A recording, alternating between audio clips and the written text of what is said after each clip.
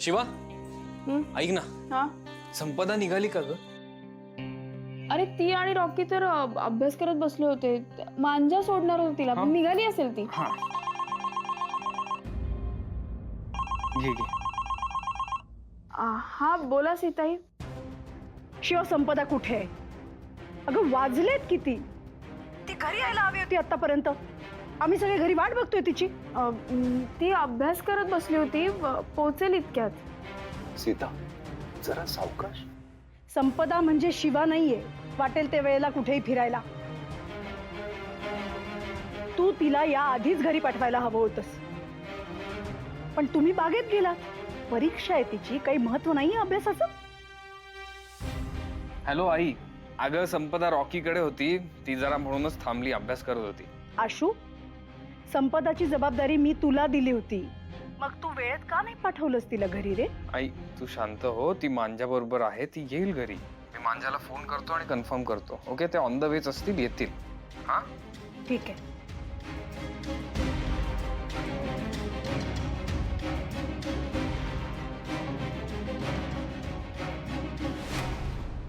एव्हा ना संपदाने यायला हवं होतं ना. नाही म्हणजे आईने कॉल करून बजावलं होतं आशूला, जबाबदारी दिली होती संपदाची. हा पण आशूला शिवाऐवजी कोणी दिसेल तर ना. ठीक आहे, आली. या या या मॅडम. काकू आरतीचं ताट आण ना, आपण तिचं औक्षण करूया. काय झालं ताई? काय झालं? वाजलेत किती बघतेस ना. अगं मी अभ्यासासाठी गेले होते ना, आणि मी सांगूनच गेले होते, म्हणूनच उशीर झाला. बागेत फिरायला जायचं नाही मग, उशीर नसता झाला. काय बागेत गेली होती? हो भाऊ, का तुम्हाला माहित नव्हतं का? हो भाऊ, आम्ही गेलो होतो, पण थोड्या वेळासाठी फक्त फ्रेश व्हायला गेलो होतो, बाकी काही नाही. आणि मग ती वस्तीतली मुलं ती पण होती ना? हो.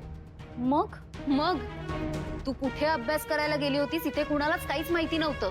कीर्ती संपदा किती वेळ काही कळवलं नाहीस. तुला फोन करतोय तर लागत नाहीये. काळजी वाटते आम्हाला इथे. काय अर्थ या वागण्याला? हो ना, ती संपदा तुझा फोन कुठे होता ग? किती कॉल केले, एकही कॉल लागत नाहीये तिचा. आई, ते मोबाईल माझा ना बॅगेत राहिला आणि कदाचित स्विच ऑफ झाला, कळलं नाही. घे काका, आणि हिला जरा सांग त्या वस्तीतल्या मुलांसोबत जाणं सेफ नाहीये. ती सगळी मुलं चांगली आहेत आणि तो रॉकी तर किती हुशार आहे. कोणी किती हुशार आणि ओळखीचं असलं ना तरी वस्तीतले शेवटी वस्तीतलेच. कधी हिचा गैरफायदा घेतील ना कळणार पण नाही. कीर्ती तू उगाच आळ का घेतेस? हा, ती सगळी मुलं आपल्या घरी येऊन गेली आहेत आणि माझा त्या सगळ्या मुलांवर विश्वास आहे. सॉरी, सगळ्यांना सॉरी. बाबा खरंच सॉरी. मी खरंच अभ्यास करत होते. पण एनिवे, माझी टेस्ट आहे उद्या, मी अभ्यास करायला जाते. टेस्ट आहे ना, ठीक आहे, बघूया किती मार्क्स पडतात ते. आणि जर या वेळेला कमी मार्क्स आले ना तर तो वस्तीतला मुलगा इथे शिकवायला येणार नाही. हा ताई, तू मला चॅलेंज देतेस का? तसं समज हवं तर. Okay, I accept your challenge. बरं ठीक आहे, चला आता सगळ्यांनी जेवून घेऊया आपण. बास झालं आता तुमचं. आणि मुळात संपदा सुखरूप घरी आली हे सगळ्यात महत्वाचं आहे. हो, चल संपदा. काकू, आई, तुम्ही सगळे जा जेवायला. मला ना भूक नाहीये, आणि एनिवे उद्या टेस्ट आहे तर मला अभ्यास करायला जायचंय. बाळा, थोडंसं खाऊन घे ना, मग बस अभ्यासाला. चल. नाही नाही, नको, खरंच नको, आज नको. अभ्यास करायचा आहे ना.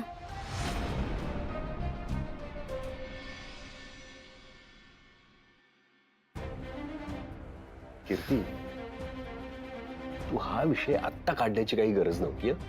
मला माहिती आहे संपदा व्यवस्थित अभ्यास करेल आणि तो मुलगा सुद्धा संपदाकडून व्यवस्थित अभ्यास करून घेईल. तू जरा तिच्या अभ्यासाबद्दल, तिच्या मार्कांबद्दल टेन्शन कमी घेतलंस ना तर वाद कमी होतील.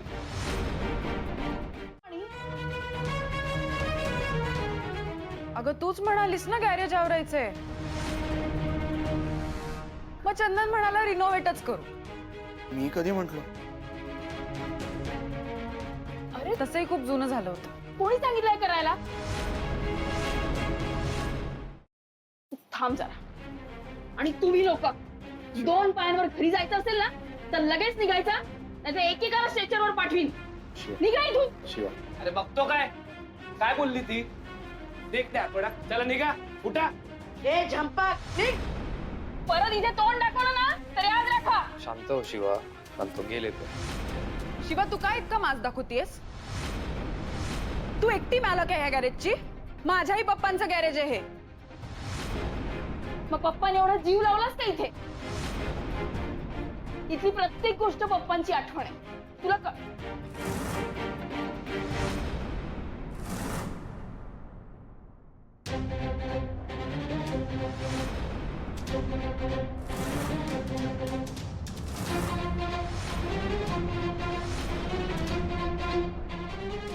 खुर्ची कुठे? कुठे आहे खुर्ची? तुम्ही दिलीस स्क्रॅपला. काय? तुला कोणी सांगितलं हे करायला? का आलीयस इथे? तुला कोणी सांगितलं यायला इथे? ओरडू नकोस. मग कशाला अक्कल पाजळली तुझी? तू ना इथून निघून जा. मी आधीच सांगते, नाही तर राडा होईल. जा.